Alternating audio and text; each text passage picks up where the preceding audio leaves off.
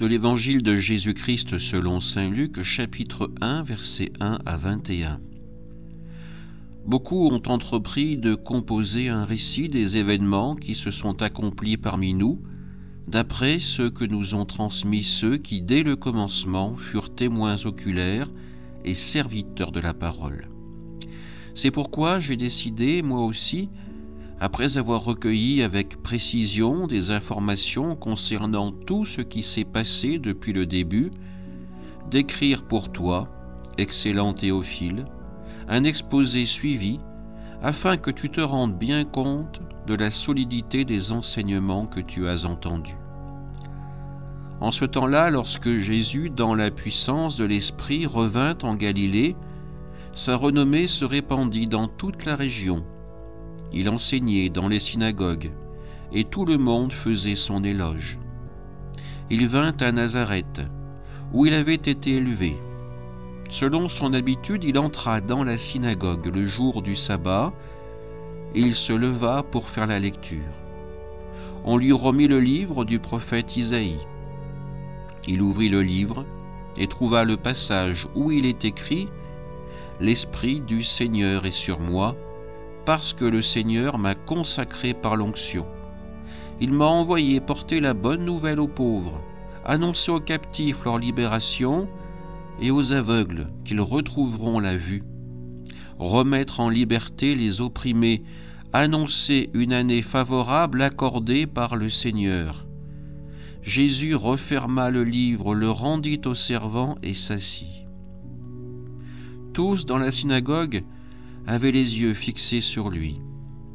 Alors il se mit à leur dire « Aujourd'hui s'accomplit ce passage de l'Écriture que vous venez d'entendre.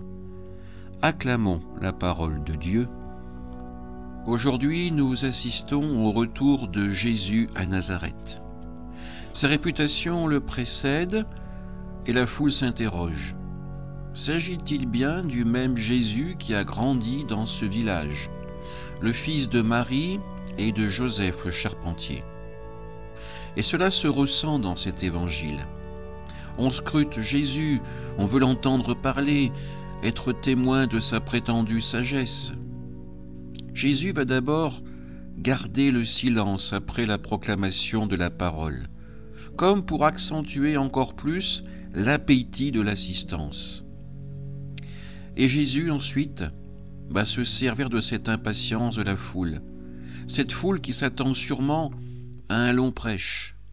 Et je vous pose à vous la question, pouvez-vous répéter l'homélie de Jésus?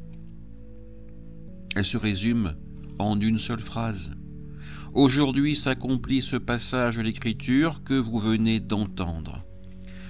Une homélie en une phrase. Le rêve de tout paroissien qui se concrétise dans l'Évangile.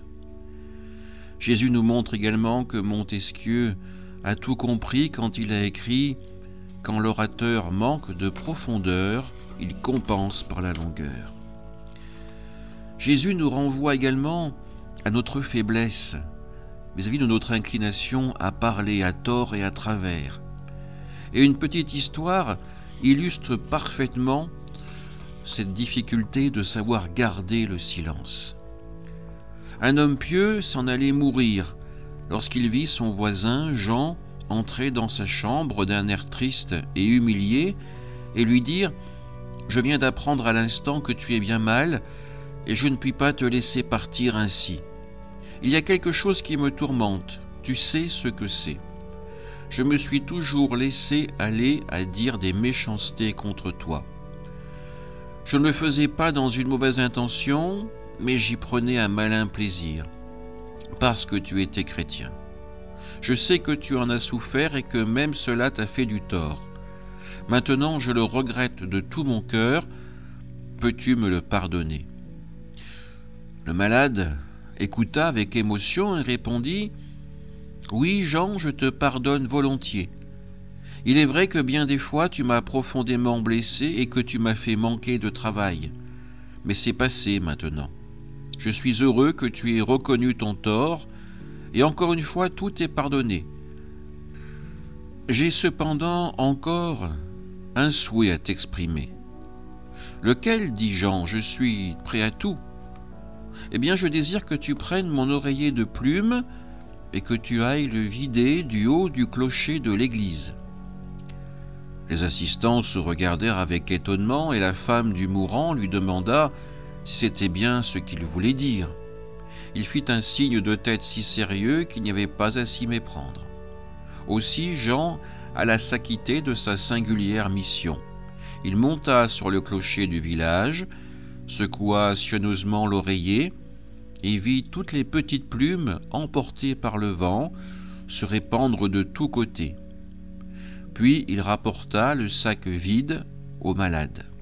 « Bien, lui dit celui-ci, maintenant encore quelque chose et je serai content. Prends cette thé et va ramasser toutes les plumes qui y étaient jusqu'à ce qu'elles soient remplies. » Jean regarda le mourant d'un air interrogateur.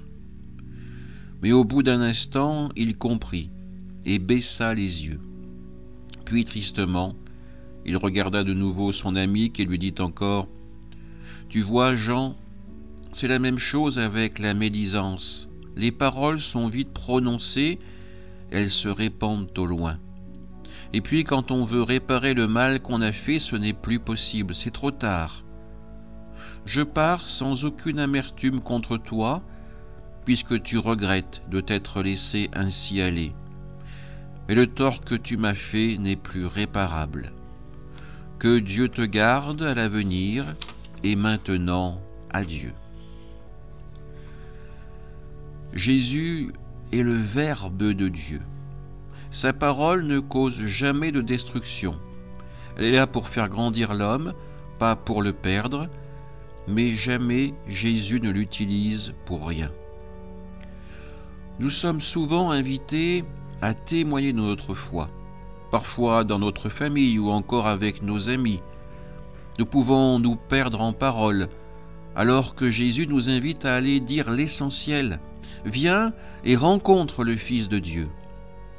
Alors arrêtons de nous disperser comme les plumes de l'oreiller, comme ces hommes dans cette synagogue qui se répandent en rumeurs, en interrogations, qui commencent à douter de Jésus, et faisons de l'Évangile le roc de notre foi. Amen.